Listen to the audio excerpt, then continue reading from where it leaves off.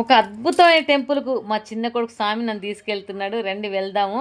నాకైతే షాక్ ఇచ్చేసిండు. ఎందుకంటే శుక్రవారం ఉదయం లేవగానే అమ్మ గుడికెళ్ళాలి రెడీ అయ్యి వచ్చేసేయండి అనంగానే నేను షాక్ అయిపోయాను. ఏ గుడికి నాన్న అంటే నేను కార్‌లో పోయేటప్పుడు చెప్తాను రమ్మంటే మా చిన్న కోడలు నేను వెళ్తున్నాం కార్‌లో.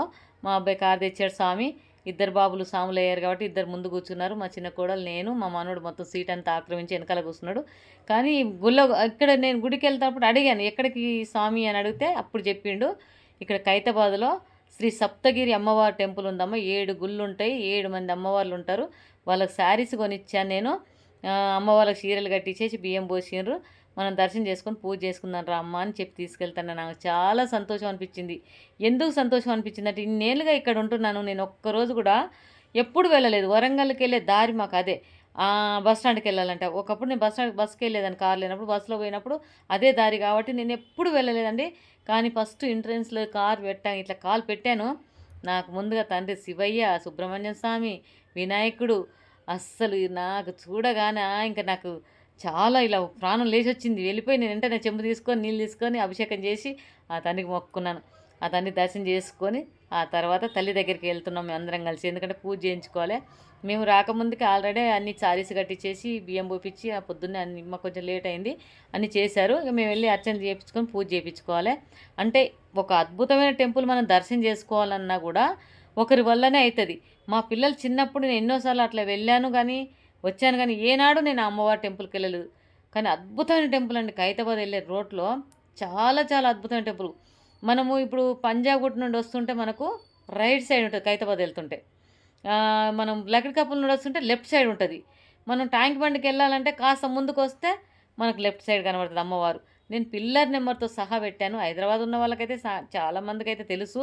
కానీ ఆ తల్లి కోరుకుంటే కొంగు బంగారం చేసే తల్లులు ఉన్నారు అక్కడ.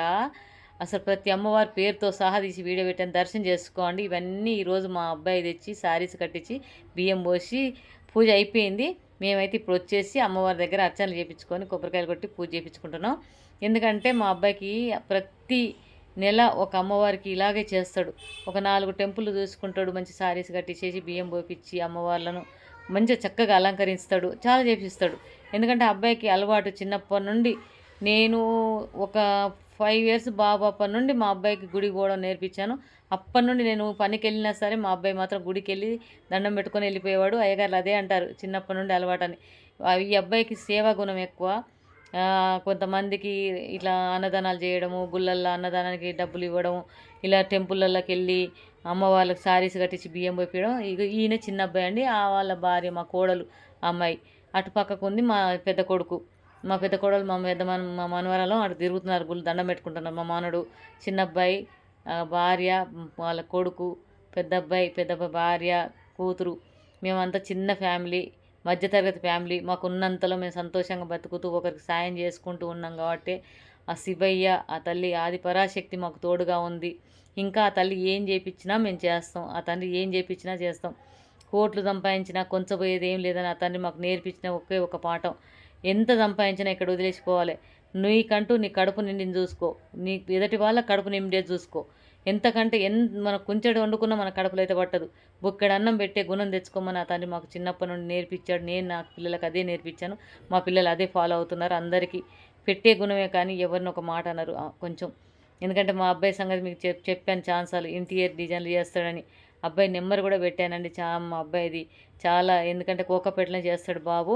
వచ్చిన దాంట్లో ఆ దేవుళ్ళకు కొంచెమన్నా పెట్టుకుంటూ వస్తూ ఉంటాడు. మా ఫ్యామిలీ మొత్తం మా చిన్నబ్బాయి సాస్తాడు. మా చిన్నబ్బాయి చూసుకోవాలి మమ్మల్ని. ఎందుకంటే మా పెద్ద అబ్బాయికి బ్రెయిన్ స్ట్రోక్ వచ్చి కొంచెం మాట రాదు. అబ్బాయికి పాప, భార్య ఉన్నారు. అన్నీ మా చిన్న అబ్బాయి నేను మాత్రమే చూసుకుంటాను. నాకు కూడా చిన్నప్పటి నుండి పోలియో ఉంది. కాలు నాకు ప్రాబ్లం ఉంది. నేను కూడా ఎక్కువ నడవలేను దూరం. అయినా సరే మాకున్న దాంట్లో మేము తృప్తిగా ఉంటూ ఎదుటి వాళ్ళకి సాయం చేయాలనుకున్న మనసు మాకు ఆ తల్లి ఇచ్చింది కాబట్టి ఖచ్చితంగా చేస్తాం. మా చిన్నబ్బాయి నడిచే బాటలో నేను నడిచాను మొన్నటిదాకా. ఇప్పుడు నా కాలు బాగాలేదని నేను ఇంట్లో ఉంటే కాదని నేను యూట్యూబ్ పెట్టుకొని యూట్యూబ్ చేస్తున్నాను. ఆ యూట్యూబ్లో డబ్బులు వస్తే నేను ఖచ్చితంగా సాయం చేసే తీరుతాను. ఇంతకుముందు వచ్చిన డబ్బులు కూడా నేను అన్నదానాలు చేశాను, సాయం చేశాను. అవన్నీ కూడా పెట్టాను. ఎందుకంటే ఆ యూట్యూబ్ పోయింది. నాకు కొత్త యూట్యూబ్ స్టార్ట్ చేశాను కాబట్టి ఆ తల్లే నాకు ఇస్తుంది.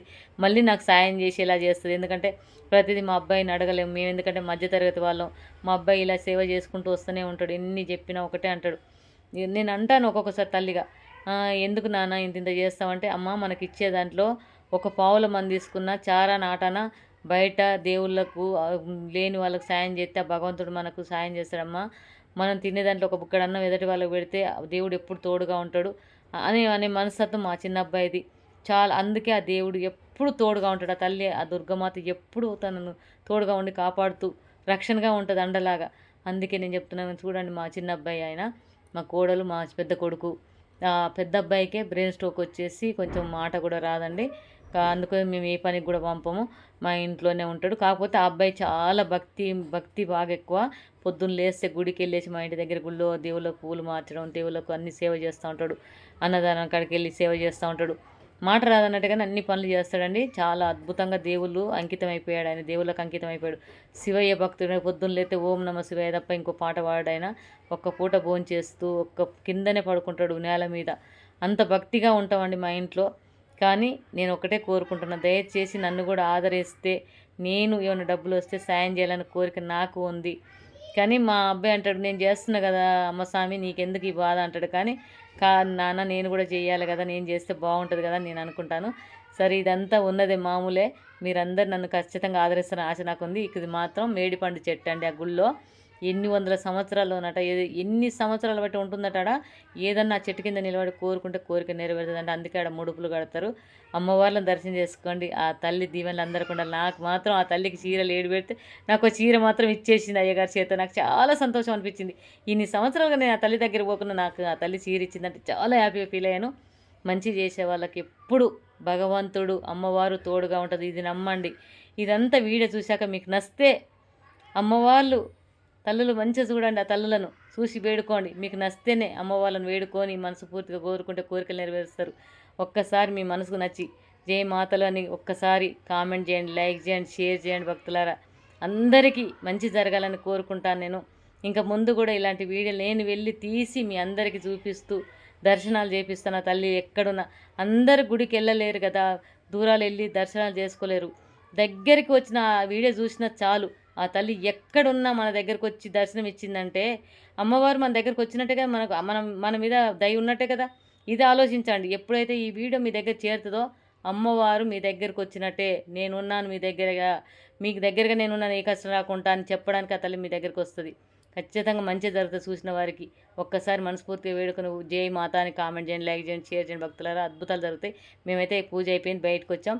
కార్ తీస్తున్నాం. మా అబ్బాయికి ఫోన్ వచ్చింది, మాట్లాడుతున్నాడు. కార్ తీసుకొని ఇంటికి వెళ్ళిపోతా. ఇక్కడ నేను పిల్లర్ నెంబర్ కూడా పెట్టాను. దయచేసి ఆ పిల్లర్ నెంబర్ చూసుకొని ఖైరతాబాద్ వస్తే ఖచ్చితంగా మీకు దర్శనం